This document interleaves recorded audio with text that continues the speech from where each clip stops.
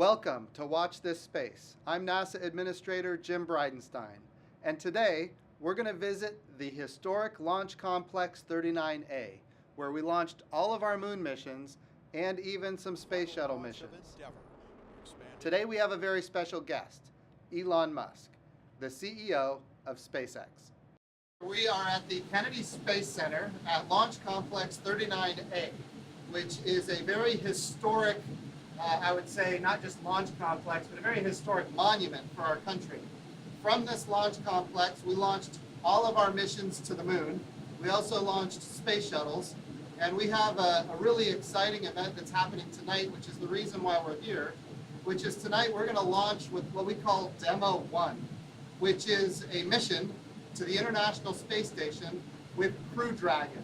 In other words, it's not crewed, but it is a test flight going all the way to the International Space Station. Now, where we are right now on Launch Complex 39A, we're on what we call the crew arm, which is the way the astronauts are actually going to get to the capsule so that they can fly to the International Space Station. Now, that's not going to happen tonight, but tonight we're going to test the vehicle, all components of the vehicle. And I am thrilled and honored to be here at this very historic site with Elon Musk, who has been an amazing partner for NASA for all of the years to get us to this point where what we want to do this year is launch American astronauts on American rockets from American soil. And getting to this point, as you and I have talked, was not something that came easy. It's not something that came fast. But step by step, you have gotten us to the point where we're ready almost to take that next step. I'd like to start just by asking you, the story that is out there is that there was a time in your life when you made a trip to Russia, and your intent was actually to buy, I guess, an excess intercontinental ballistic missile. Yeah, without the nuke. Without the nuke, right? Yeah. Without the nuke, that's a good point. Yeah, that's extra. Yeah, that's extra, right. So tell me about why you were there, yeah, and ultimately how it resulted in this moment right now. Sure. Well, originally I was not going to start a rocket company. I really wanted us to become a spacefaring civilization and a multi-planet species. And I thought if there's something I could do to get the public excited about sending people to Mars and maybe having a permanent base on the moon, I wanted to do a philanthropic mission to send a small greenhouse to the surface of Mars, so you'd have this amazing shot of green plants on a red background. And I thought that would really inspire the public. And if the public got inspired about sending life to Mars, then they would tell their senators and congressmen to appropriate more money for NASA so that we could do that. So my initial goal was actually just to increase NASA's budget. And then what I found was that, first of all, the Russians really wanted to charge me way more than I could afford. Actually, they wanted to charge me more money than I had to do the philanthropic mission. And so that was ended up not really being an option. And I thought, well, is there any way to make a lower cost and especially a reusable rocket system in the U.S.?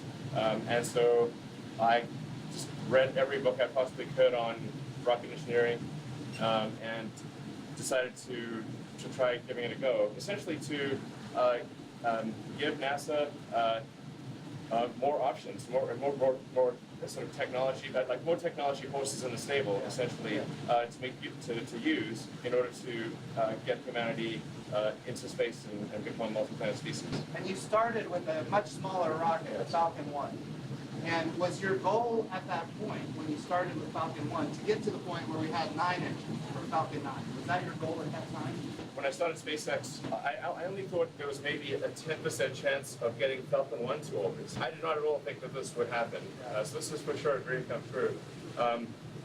But I literally at the time I didn't know anything about rockets, and I've been the chief engineer of SpaceX since day one, and I don't really know anything about rockets, which is why the first 3 rockets failed. Right. And then so the first 3 Falcon 1s for SpaceX were failures.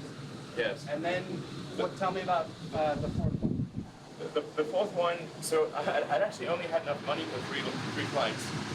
So I had no more money left, and we managed the team sort of rallied, and we managed to put together enough spare parts to do a 4th launch, and that 4th launch was successful. And And then So what would have happened if it wasn't successful? SpaceX would have died. So we would not be here right now, at this moment, getting ready to launch Crew Dragon to the International System. Wow, that's an amazing story of taking a risk and actually coming out on top and enabling not just you and SpaceX, but enabling the United States of America to come to this very critical point in American history.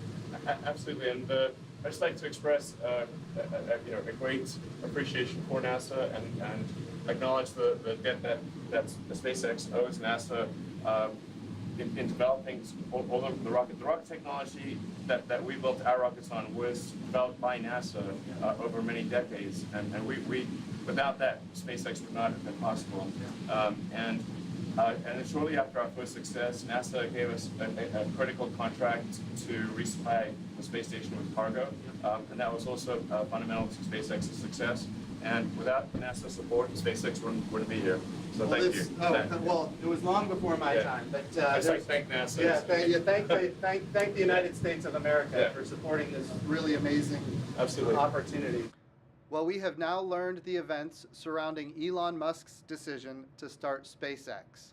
Let's meet some of the astronauts that will be launching on Commercial Crew. Yes. But that was in 2001 when all of that kind of started materializing and you started having these thoughts. I wanted to ask Victor, who's going to be one of our pilots of these crew vehicles, 2001. 2001. Victor, where were you in 2001? I was learning to fly jets. Okay. And I actually got my wings that year. Cool. So that sounds awesome. So Victor was a naval aviator, getting his wings. What month was that? 2001. December 2001. Okay. So you got yours about 5 months ahead of me. I was in May of 2001. But you obviously did much better than I did, because I ended up running a museum and then becoming a politician, and you went on to become an astronaut. I don't know if you can say that now, sir. Yeah, well, my job is much easier than yours. I can tell you that. Of course, we're so proud of all of our astronauts. You guys have all made your whole country proud. Bob, how about you? Can you remember maybe 2001 where you might have been at that time? I can. Back in 2001, I was an astronaut candidate. Okay. I started in the office back in 2000 in the summer, July.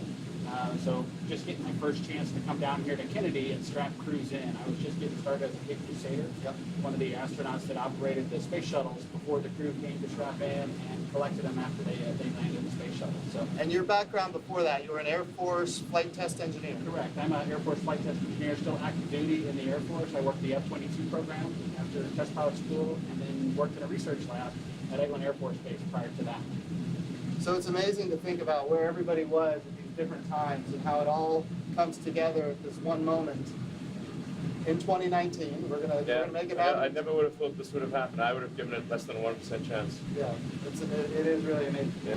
Doug, how about you in 2001? Well, I'm a classmate of Bob, so Okay.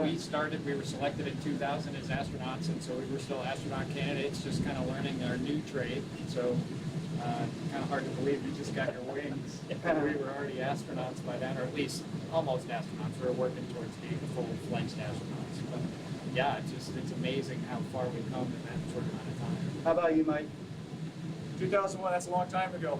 I was seriously a long time ago. It is, yeah. I can remember it well, but it was 18 years ago now. 18 Unreal. years, yeah. That is incredible. Yeah. I'm a flight I'm a test kid in engineer as college well. by now. Yeah.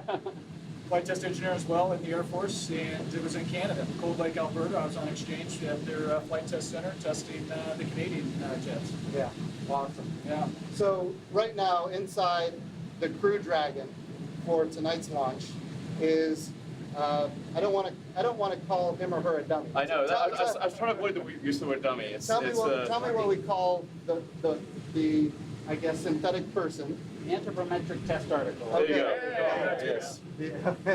Yes. So what is it? You decided to name the anthropometric test article. I called her Ripley. Ripley. Ripley from Aliens. Fantastic. Yeah. It's a great character. Yeah. One thing that SpaceX has done really well is capture the imagination of the American people through branding and really exciting things. Launching, for example, a Tesla, which is still in deep space, orbiting the sun. Yeah, I mean that was a case where like normally we do like first test flight of a rocket, if normally like a block of concrete would be launched. Right. Because you don't want to launch anything valuable like would get destroyed on initial flights. On the initial flight of Falcon Heavy, the team was originally going to launch a block of concrete. It's like, guys, it's hard to get the public excited about a block of concrete. Okay, it just so like what's something like, you know, that's an image that's going to really stick in people's minds and resonate. And so it's like, okay, let's put a car in space. It doesn't make any sense, obviously. You can't drive a car in space. But at least it's convertible. There you go. Even though there's no air, it doesn't make any sense. But and then putting, I guess, an anthropomorphic test article in a spacesuit driving the car through space. And then you know, it's the kind of thing I think kids can get really excited about, and like, you know, so I think inspiring adults and kids and people of all ages to want to go out there and explore and become a multi-planet species and have a base on the moon and build a city on Mars and ultimately go to other star systems. We got to have inspiring images, things that really, you know, have a strong emotional effect, you know, and just like make you feel. So Doug, tell me, tonight's test flight, what are some of the things that we're going to be looking for? What are, as somebody who's going to be on this, you know, the crewed flight, what are some of the things you're going to be looking for? It's just kind of an end-to-end test for the system. So we just want to see the teams work through, all the way through to launch, ascent, then we've got to get the vehicle activated in orbit, then work our way through a rendezvous. And then we're trying to get out to Hawthorne, actually, to see the docking out there as well. And so, obviously, just seeing how the teams all work together and make this mission, you know, successful, and then all the way through to the splashdown. So I think we're just trying really hard just to see every bit of the system go through its paces. So I like what you said, the words end to end. So all of the systems and all of the subsystems, they've all been tested over and over again. I mean, so a lot of testing. Yeah. And I mean, this has really been a joint effort with NASA. This spacecraft would not be nearly as good as it is without the input from NASA. There's been a lot of NASA help here, and thank you for that. Well, we're very grateful for what you're doing, helping us launch American astronauts from American soil once again. And of course, these gentlemen here are the beneficiaries of that. And I can only express the best that I can how proud all of America is with who you are and what you've done and what you represent. The entire world is going to see us launching again to the International Space Station. And this time when we do it, it's different. In fact, NASA is a customer. And as a customer, we become one of many that will be using this crew vehicle if all goes according to plan, and we'll have a robust commercial marketplace for spaceflight. And that commercial marketplace could be sovereign countries, it could be individuals that want to go maybe on vacation to space, which I know sounds crazy, but I'll tell you, and you know this, those folks are out there, and there's a lot of folks that are ready to do it. Of course, they have the same dreams and ambitions that all of you had when you were coming up, so it's an exciting time. I think this is a good step. It really is getting people back in orbit. Yeah. You know? Yeah, it's a step towards, like, ultimately. I mean, what I really want to see is, you know, permanent base on the moon, permanently occupied human base on the moon, and us building a city on Mars. That's like, if I can see the beginning of that before I die, I'll die happy. Well, the president's first space policy directive to me was go to the moon, and the word in there is sustainably. So how do we go? We don't want to recreate the Apollo program. Exactly. We don't want to leave flags and footprints and not go back. We want to go and we want to stay. And this time, that means landers, rovers, robots, and humans in a sustainable return. It doesn't mean at this point we're ready to have, as you mentioned, you know, a city on the moon. But what it means is we can put together all of the components that enable it to eventually be sustainable. And part of that is reusability. Reusability is fundamental. If you, a fully reusable vehicle will cost 100 times less per flight than an expendable vehicle. And it kind of makes sense. If you think of any other mode of transport, it could be like